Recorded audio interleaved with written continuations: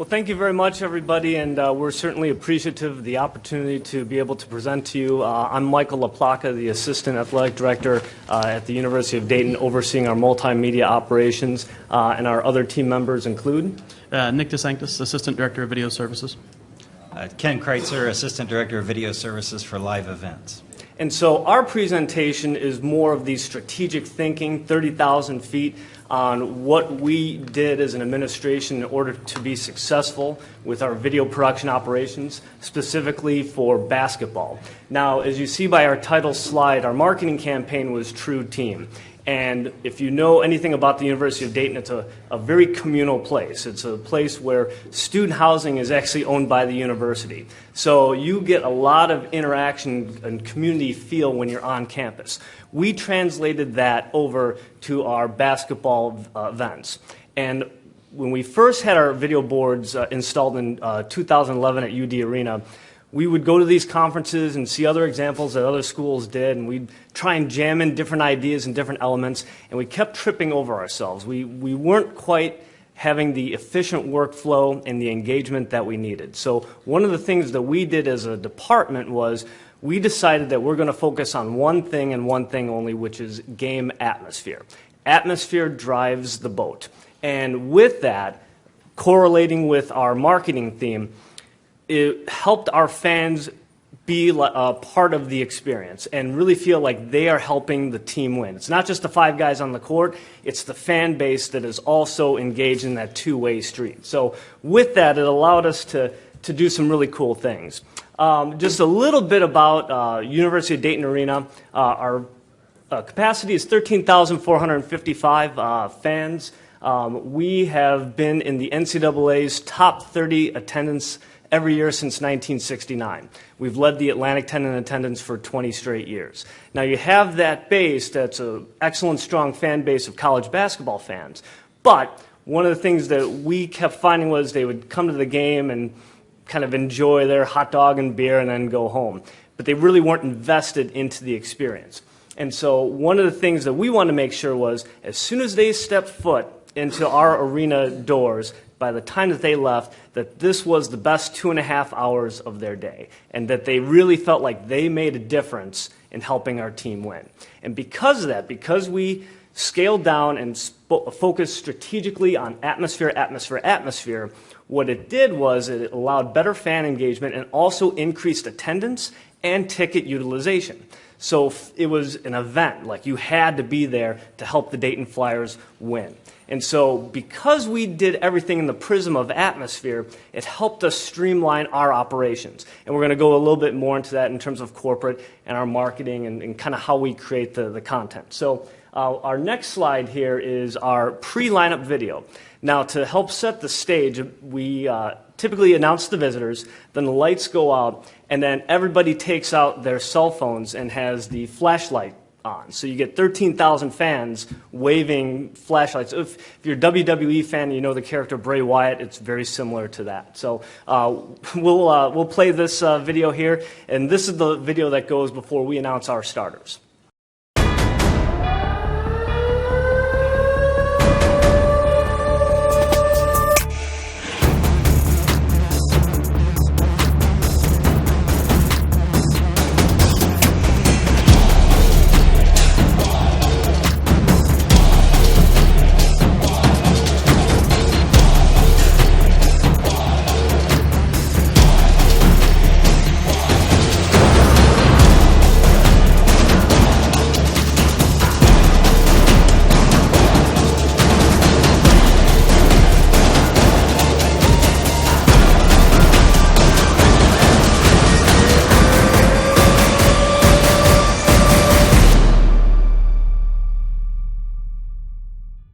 But one of the cool things about this, though, was we created the video in-house. And everything from the music to the effects to everything, we created all that in-house, so it streamlined the process. And because we create all of our content in-house, it saves on cost tremendously. We don't have to outsource anything to a third party. And also helps us align with our brand and exactly what our programs need. So if the men's basketball program wants something with that video or other videos that we produce in-game, it aligns with what they're selling with recruiting, with the fan base, and kind of keeps that consistency going. So it allows us to also be flexible as well, too. We had an instance where we had a game-winning three-pointer at Rhode Island, and in that video we were able to add that in mid-year for a grand total of $0, and it still fit within our theme of atmosphere, atmosphere, atmosphere. And so by having us be able to own that content, we're able to get a pulse with our fans and help drive that atmosphere as well. The next piece is just kind of the marketing elements, and Nick will be able to speak to that, and Ken as well, in terms of how we incorporate our marketing department with everything through the prism of game atmosphere. Well, I think one of the best things, and it's kind of a reoccurring theme, is we are the creative staff. John Asher is with us as well, but so we're creating those elements. So when I'm producing the game, I know that opening video. I know how long I've got. I know when I need to get the lights back up. I know when I need to get the band ready to go. So that is definitely one of the benefits to that.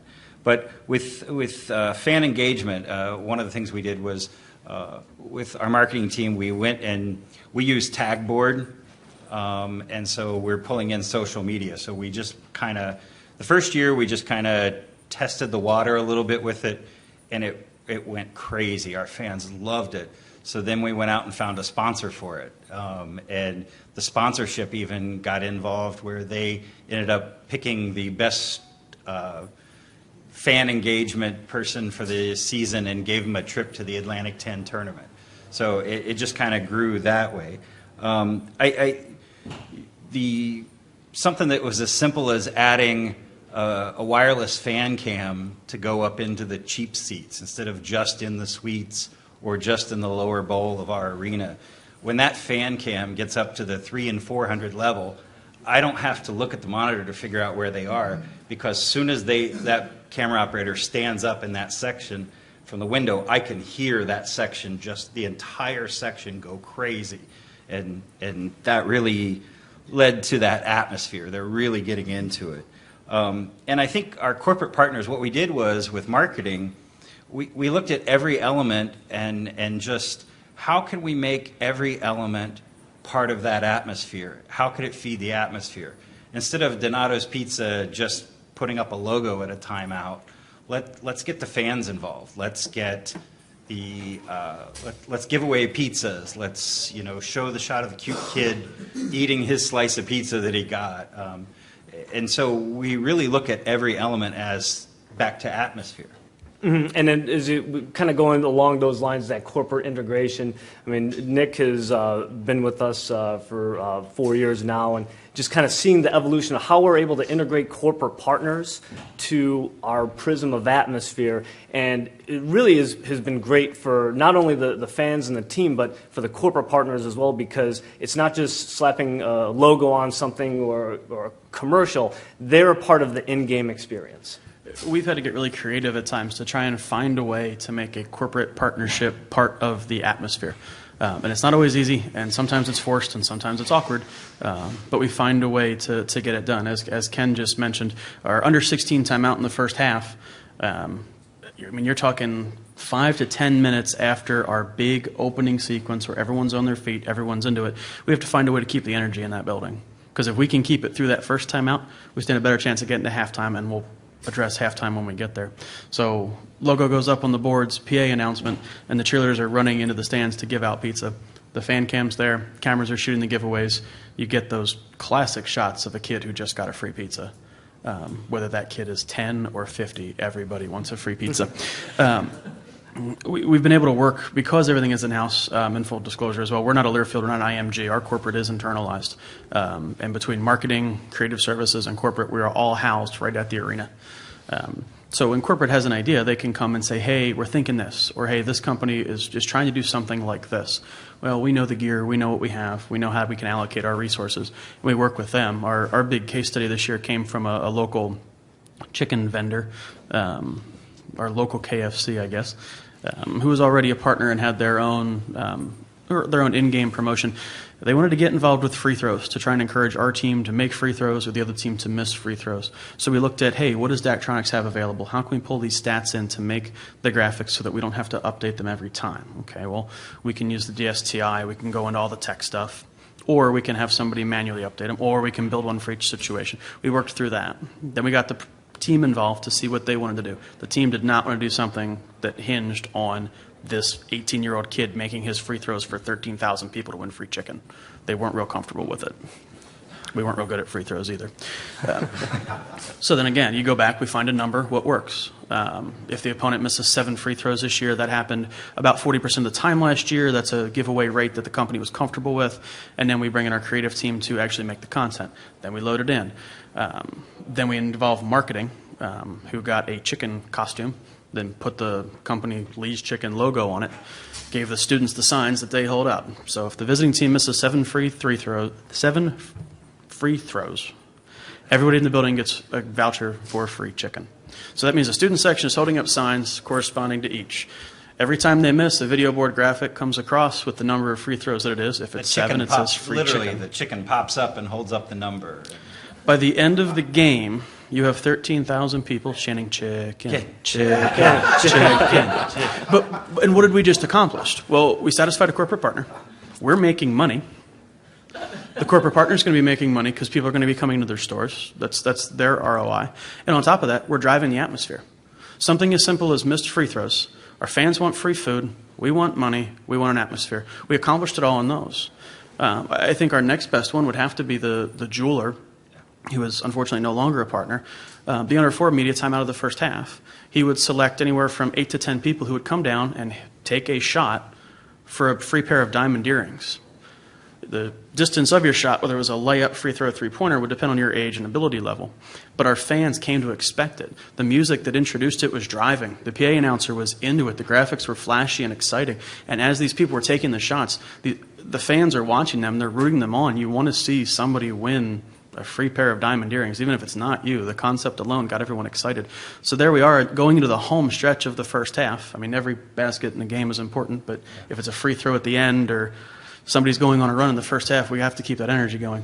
The control room is replaying the make of the guy that just got a free pair of diamond earrings and his celebration, which is normally the best part. Yeah, absolutely. So I think those examples at least really lead to how we're trying to use corporate to drive that atmosphere. It's one thing to put something up that says make noise or dance cam, but as the guys from Minnesota alluded to, I mean, why are we doing it if it's not sponsored? And we've been able to work with our in-house guys to say, hey, these are the elements that we have. Here are some ideas that we have. We're all in this together. How can we drive that mission of atmosphere, atmosphere, atmosphere? And because it's in that prism of atmosphere, atmosphere, atmosphere, opposing teams understand that as well, too. Phil Martelli, the legendary St. Joseph's coach, in the post-game press conference, asked our media, why are your fans saying chicken, chicken, chicken? So that was validation for us that, yes, this absolutely works, and it's helping our team win. It's driving that game atmosphere, driving that winning experience. When we have national media here, they're floored by how engaging our arena atmosphere is. And we go from start to finish, driving that atmosphere, driving that content. Over 13,400, another sellout here at Dayton. I think that this building is one of the true gems in all of college basketball. I don't think there's a region in the entire country, including Tobacco Road, that loves basketball as much as this place. March to March has us in one of the best atmospheres in college basketball. It's UD Arena, where the Dayton Flyers and Senior Night play host to the VCU Rams. It's been nothing compared to the sixth man at UD Arena. It is a nightmare playing this building for the visitors. Wow. Well, look, I think Dayton's one of the best environments for college basketball in this country. I mean, this is one of the great venues in college basketball. Because we are so focused on the in-game atmosphere, anybody that comes in, CBS Sports Network, ESPN, Fox Sports Ohio, NBCSN, the announcers always marvel at the in-game atmosphere, that it's constant and that they really are the sixth man when we're playing at home against Dayton. And because we've been able to drive the atmosphere so well, we've had unbelievable success, too, on the court. We've won more than 92% of our home games in the past 8 years. We're 7-1 against Power 5 schools at home the last 5 years. So it is working where we're not just having a great fan experience, but we're also helping our student athletes succeed on the court. So for us, that's our mission. It's the one thing that we can control. We can dictate the tempo when it comes to atmosphere. Well, the NCAA.com ran a story and said it's not really an arena. It's more of a nightmare for an opposing team. Mm-hmm. And we can control that through our video presentation, our game presentation, because that is our singular focus. We are saying if this does not fall within our prism of atmosphere, we're not running it. It could be a great, cool, funny idea for the video boards that's kind of ha-ha and showcasing our student athletes, but unless it helps our team win, we're simply saying no and we're going to something else. Well, and I think we have to be flexible. I know that was on a slide earlier, but in the producer's role, my role during the game, I'm literally looking at what's ahead and what's the score and how are we on a run, and maybe that Lion King video doesn't need to run tonight. It's just not going to fit the atmosphere. It's not going to help the atmosphere, so we're going to cut that. Or I'm on the headset constantly with we have an in-game DJ that's in the student section, and we have the band, and it's like a constant conversation.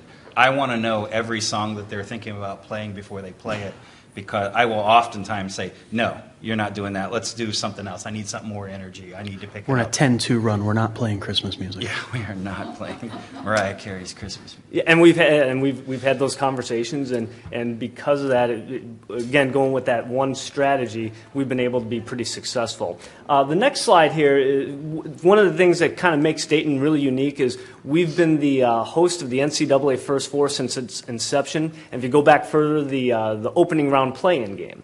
And our arena has hosted the most NCAA tournament games of any in the country. And one of the cool things about it is for hosting a neutral site event, we're able to take the same sort of strategies of focusing on game atmosphere and fan engagement and being able to make the NCAA First Four with 8 teams coming in that our fans have no clue about whatsoever, and make it an absolute madhouse where they are really invested into the game because of our strategy of being able to focus on the in-game elements. And because of the short turnaround, we produce a lot of the content ourselves as well. If you think about it, Selection Sunday happens, it's 7 o'clock Eastern and the teams are going off. We have to put on a show on Tuesday night at 6:40 p.m. Eastern Time. And all of the content has to be created. Now, when you get later in the tournament, if you're a tournament host site, all of that material is provided to you. All the headshots, all the matchup graphics, all the lower third, everything's provided to you. Well, for us, we call it the war room on Sunday night, and it's literally the creative team. We take over a table, and we're watching the TVs just like everybody else for the selection. And as soon as we get a name, we are instantly online downloading headshots, downloading the fight song, being in touch with their AD or their sports info people. I can't find your fight song. What's your fight song? What, you don't have a fight song? Okay. Wait, you don't have a band? You're not going to send a band? Okay, well, then we turn to our marketing folks. Okay, we're going to need a band. We're going to need to provide a band for them. And we really go after that atmosphere during tournament time from the time they arrive in Dayton, Ohio. Whether it's when they get off the bus or the plane, they're greeted by a band playing their fight song. Hopefully they have a fight song. A server there with cookies with their team logo on it, to a literal red carpet rolled out so that when they get off that bus or that plane, we want to start that atmosphere from the moment they arrive in Dayton. Well, the focus is on the idea, too, that for Michigan, if they're playing there, insert Power 5 school here, you normally get 3 or 4 of them in the first 4. For those guys, they've been here before. This isn't anything for them, but for the University of North Florida, for New Orleans, for Fairleigh Dickinson, for Robert Morris, this is their Super Bowl. This is the one time a year that they get to go on a 2-hour PSA for their school. This is their chance to play on national TV. They've never done it before. It's a moment for them, and we We take that pretty seriously. For sure. And I mean, the primetime example this year was New Orleans, where our fans just decided we're rooting for New Orleans. We're going to root for New Orleans in this first 4 game on a Tuesday night, and you have 13,000 fans.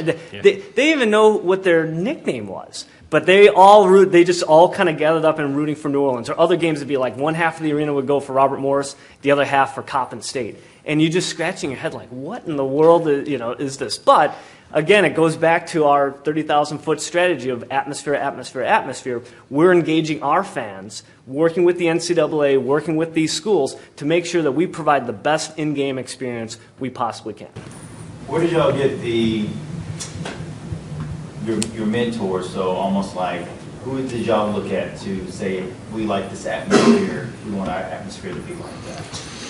I think everybody. I mean, we watch everything and we go, wow, UCF, that was very cool. I love that video. Maybe we should try to do something like that.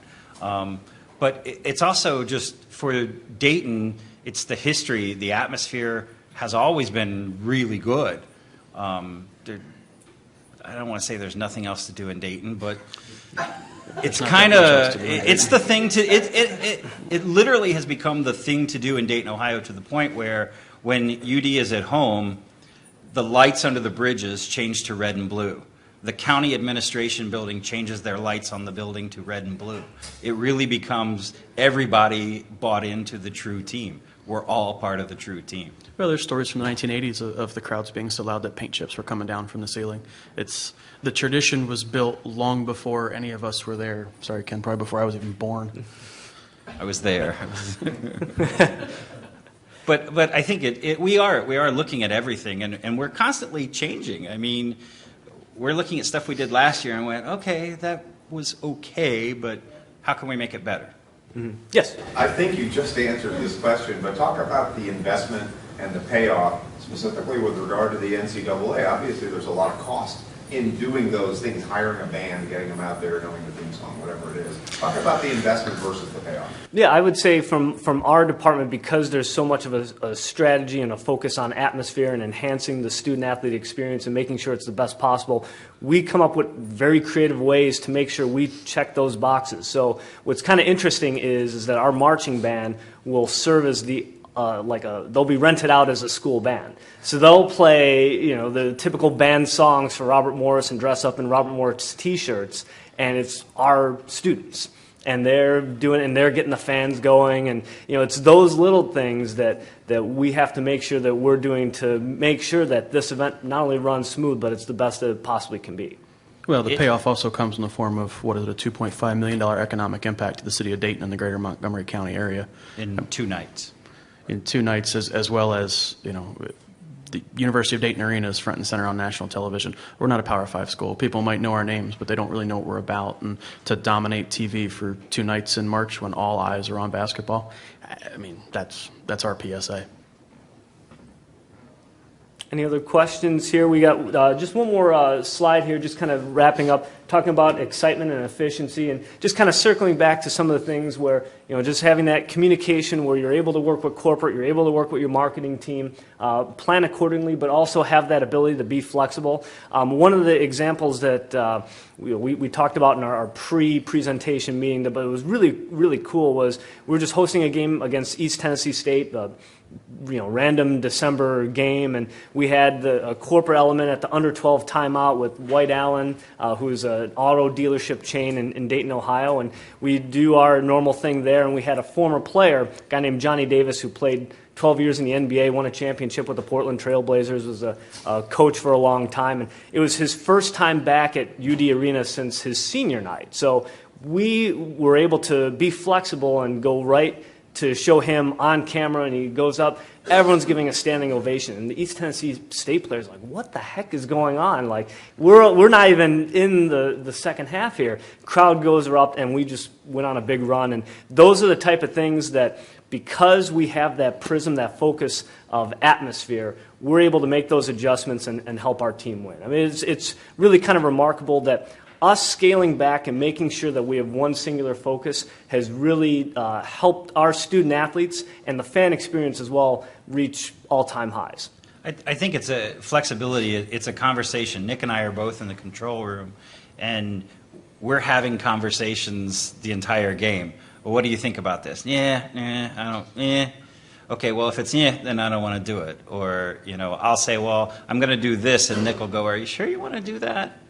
And I think we just have got to the point where we just kind of feed off each other. And during that opening sequence, I can literally put my hand on the desk, and I can feel the building come alive. I can feel the fans standing up, and the lights on their phones, and the driving. And it's become a joke that I'm constantly telling our sound engineer, Chuck, I need it louder. I need it louder. I want it louder. I want it louder. The speakers only go so loud.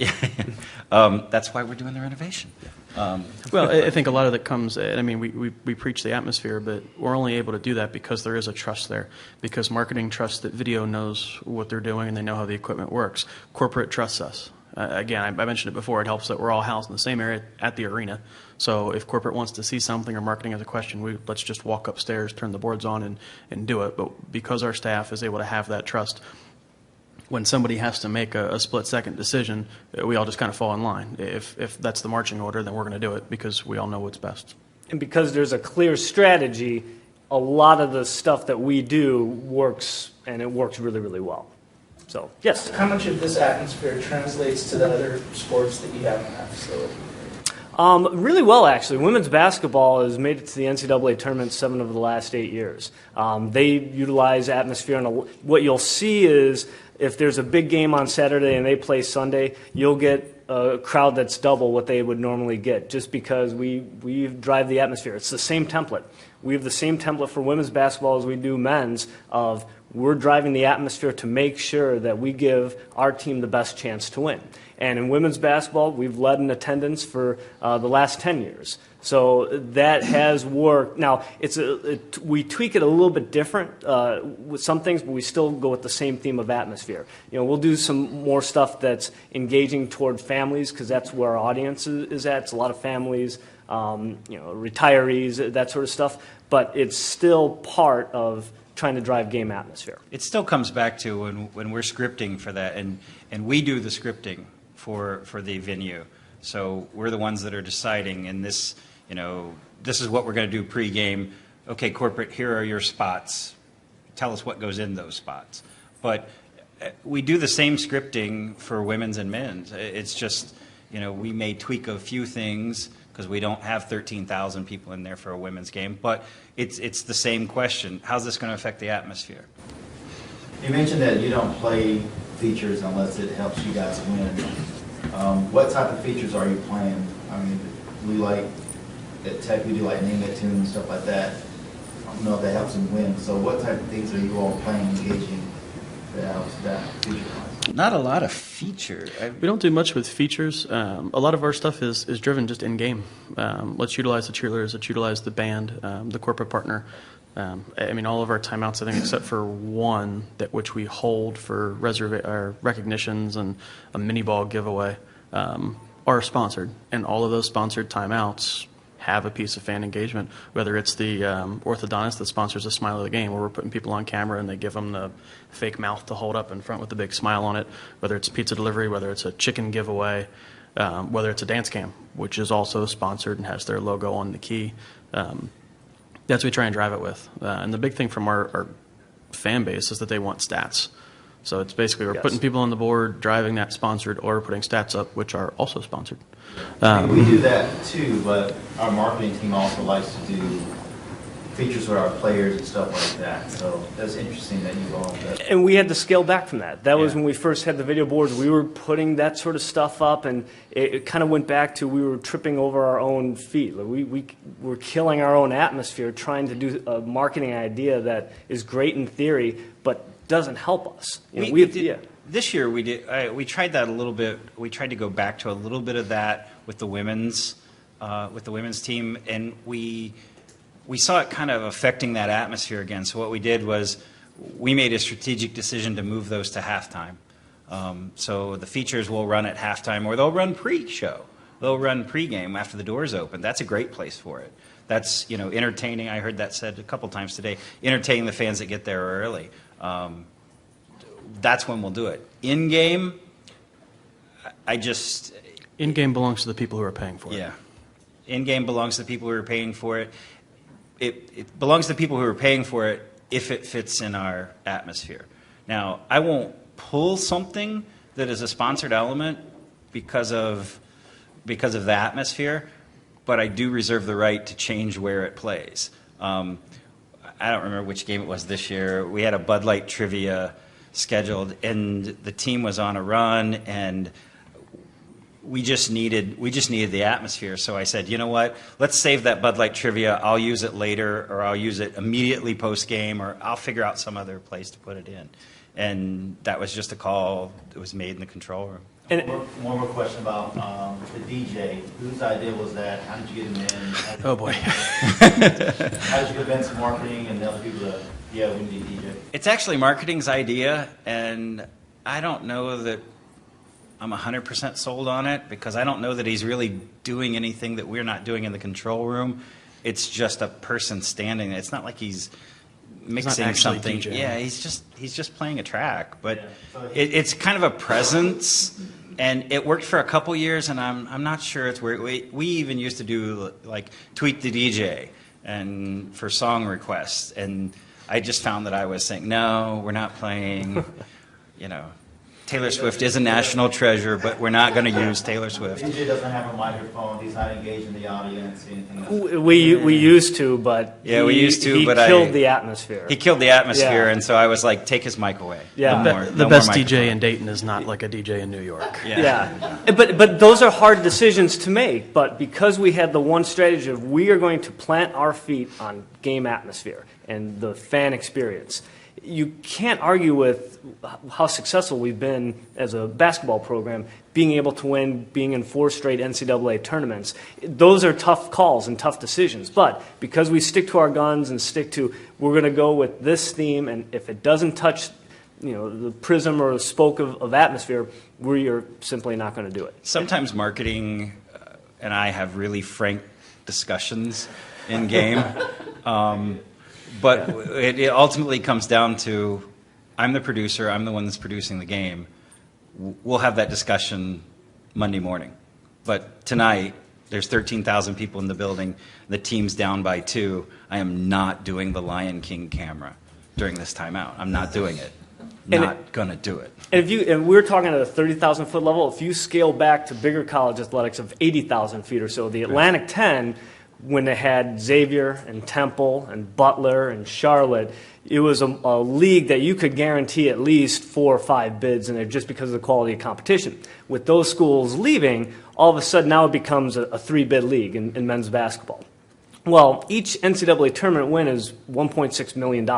So we better make sure we give every possible opportunity for our men's basketball team when they're at home to win, so we can get those positive RPI points. So really, that's kind of the genesis of why we are so singular focused on game atmosphere. We want to take advantage of our fans who are really thrilled about the team, but also, a grander scale of things, that revenue is critical to our success and our program and that national brand. And so when you really scale it back from everything that's happened from college athletics, it's forced us to adjust to a more strategic level. I think it speaks to the atmosphere. We just launched a transformation project of our arena. It's a $72 million project, 3-year project. And when we announced the project actually started yesterday while we were all here. It's kind of a little unsettling, but seeing your center hung scoreboard, getting videos of it dropped to the floor to be dismantled. Yeah. But I think that it's driving. Some of the discussion in the community is, what's this going to do to the atmosphere of the arena? Okay, well, we're taking the same way we look at elements into the renovation. It's not a renovation, it's transformation. The transformation of the arena, everything literally has come down to, well, how's that going to affect the atmosphere? Okay, let's replace the sound system, but we want to step it up a little bit more to add to the atmosphere. Any other questions?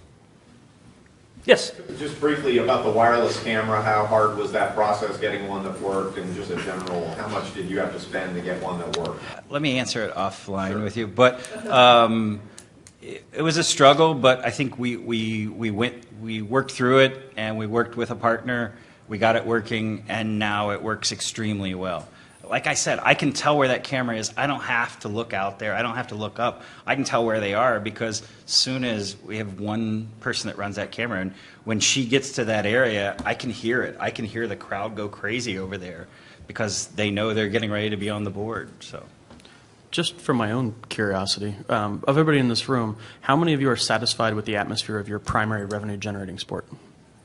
Is there anybody that looks at their atmosphere and goes, yeah, we're doing this really, really well. We really like our game day? No? You guys, really? Football? Football. Yeah, football. But are you satisfied with your football game day? I mean, I went to Roanoke. I know Hokie football well. You guys, you still want to do it better, or still more you want to get out of that? We do things better, but we do a pretty good job at engaging our fans, and some stuff that we did last season really, really worked. We had a lot of tweaks last season. And each place is going to be different, and you have to be able to be flexible and be able to do those tweaks. And what works there might not work at Dayton, and what works at Dayton might not work at school, west of the Mississippi. So, I think we're not afraid to try it. We're not afraid to try something, but then it's we know you know your fan base, so you know what will probably work or what, that won't work here. But I would say step outside your comfort zone and try it too. Yeah, and for us, being able to have one clear strategy, one clear vision, helped out a lot in terms of our in-game production, which is really kind of the whole point of our success story is since we just drilled down on atmosphere, that alleviated a lot of the issues and really helped our presentation. Cool, thank you. It's true Thanks, team. Sean.